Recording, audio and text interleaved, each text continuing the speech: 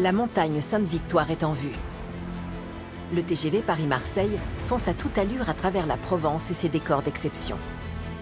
Le terminus approche, mais il reste encore un bond de géant à réaliser pour permettre au TGV de tracer tout droit jusqu'à la mer.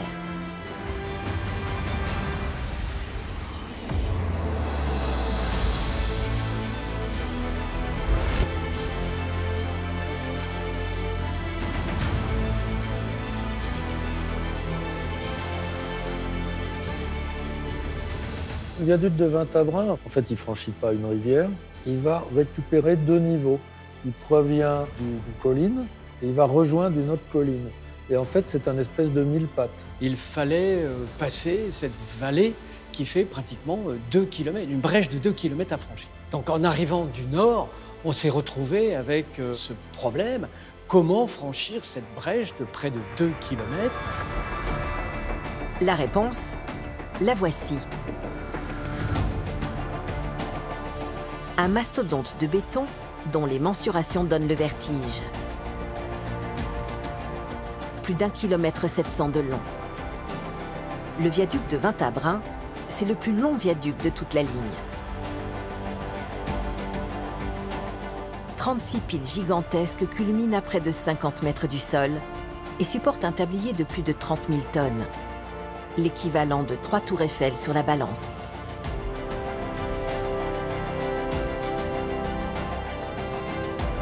Une prouesse d'ingénierie qui permet aussi de franchir un obstacle majeur, l'autoroute A8 qui coupe cette vallée en deux. Nous, on avait tout de suite demandé à mettre une pile dans le terre-plein central, c'est-à-dire entre les deux sens de circulation, ce qui nous aurait fait un ouvrage raisonnable, sauf que la société d'autoroute n'a pas accepté. Quand on construit sur une autoroute, ça pose 2 types de problèmes. Il y a toujours un risque de faire tomber quelque chose de l'ouvrage en construction sur l'autoroute. Puis un deuxième problème, c'est quand il y a quelque chose qui se passe, je conduis, je vois un pont, oh les beaux ponts, je lève la tête, puis le mec devant il fait la même chose, mais il freine, je rentre dedans et ça crée des accidents. Donc, pas question de construire au-dessus de l'autoroute, en tout cas pendant longtemps. Comment construire un viaduc de ce gabarit au-dessus d'un flot incessant de véhicules sans couper la circulation? Un casse-tête pour les ingénieurs qui vont devoir imaginer une solution qui ressemble à un pari très risqué. La solution qui a été imaginée, c'est de réaliser finalement de part et d'autre de l'autoroute 2 demi-ponts et les réaliser parallèlement à l'autoroute. Et le jour J, je dirais même la nuit N, venir le basculer pour le mettre dans sa position finale. Donc on a une pile, des éléments qui sont construits le long de l'autoroute. Et ensuite, au dernier moment, en l'espace de quelques heures, on va faire pivoter les 2 éléments construits pour les faire se rencontrer et franchir l'autoroute sans interrompre la circulation. On l'a interrompu 3 heures, je crois. Une opération hors norme. D'autant plus que les 2 pièces qui doivent pivoter au-dessus de l'autoroute sont énormes. 100 mètres de long et près de 4000 tonnes chacune. Pour réaliser cet exploit, des câbles sont tendus entre la pile de destination et les 2 gigantesques fléaux qui vont pivoter sur leur axe. 2 vérins, développant 20 tonnes de traction au total, doivent produire l'effort nécessaire pour que ces 2 énormes pièces de béton pivotent de près de 30 degrés et viennent trouver leur emplacement définitif au-dessus de l'autoroute A8. Oui, c'était une opération extrêmement délicate. On aurait pu imaginer que le fléau reste à moitié au-dessus de l'autoroute ou, dans le pire des cas, tombe. Bon. Là, on a affaire à un fléau de 100 mètres, 4000 tonnes. 4000 tonnes bougées, on le fait, mais le faire en haut de la pile, au-dessus d'une autoroute, on est quand même dans des conditions qui ne sont pas les conditions idéales pour faire ce genre de manipulation. On peut dire que l'idée était séduisante, le défi important. Au final, les études étaient telles qu'on était quand même très confiants. Mais il peut toujours se passer quelque chose et le risque de difficulté avec l'autoroute était extrêmement élevé. 23 septembre 1997. Il est 21h quand les câbles d'acier se tendent. C'est le début de cette opération exceptionnelle qui va se dérouler sous les yeux de nombreux témoins. La presse s'était emparée du sujet, avait invité via les ondes régionales qui voulait à se positionner sur les départementales et dans les champs avoisinants. Réellement, on s'attendait à voir 500 personnes. Et en fait, dès 20h du soir, c'était noir de monde. Là, juste en dessous de nous, il y avait 5 bœufs, 11 agneaux qui étaient en train de cuire. Puis nous, on était là-haut en train d'essayer de bosser pour faire tourner notre pont. Pour moi, c'était une opération technique complexe que j'aurais bien aimé observer avec juste mes ingénieurs et faire ça devant la population, c'était quand même pas complètement évident.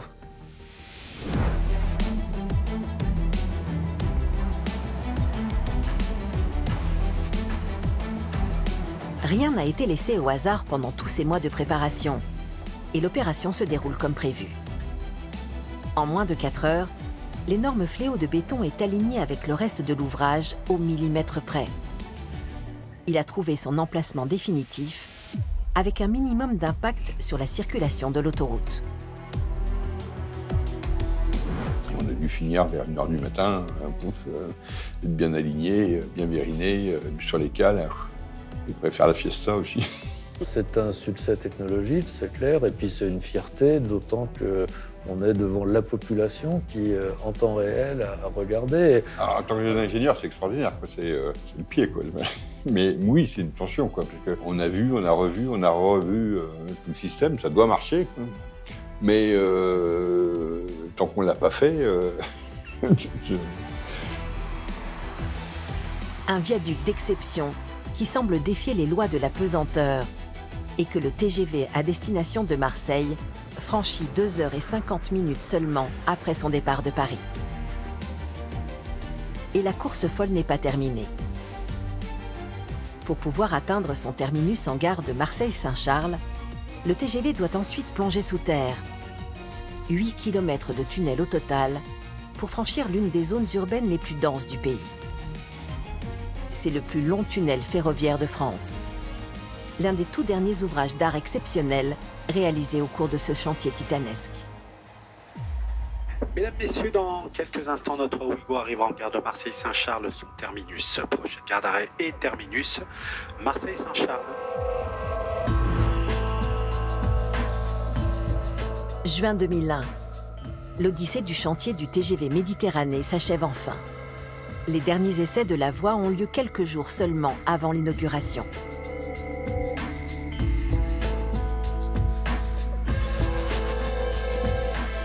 À partir du moment où le TGV arrivait à 3 heures en Marseille, ça changeait tout. Et c'est de l'ordre de 10 à 15 000 horaires qu'on a changé le jour J. Le TGV Méditerranée, entre le premier coup de crayon sur une carte et la mise en service, il a mis 12 ans. Et je pense qu'aujourd'hui, on ne sait plus faire des projets dans des délais aussi courts.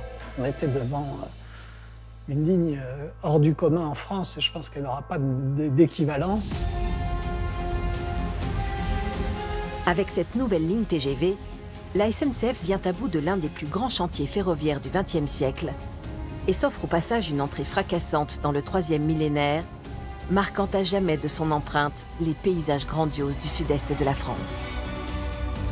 Tout le monde nous l'envie, cette Provence, donc on n'avait pas le droit de venir la balafrer, comme nos opposants nous l'ont souvent dit. Il y a quand même une série à la queue leu-leu d'ouvrages qui sont exceptionnels à plusieurs titres et qui ont eu aussi un traitement architectural assez extraordinaire. C'est presque aussi dur de faire un bel ouvrage qu'un moche ouvrage, mais c'est quand même beaucoup plus agréable d'en faire un beau qu'un moche. Et oui, il y a un peu de savoir-faire français, on peut être fier.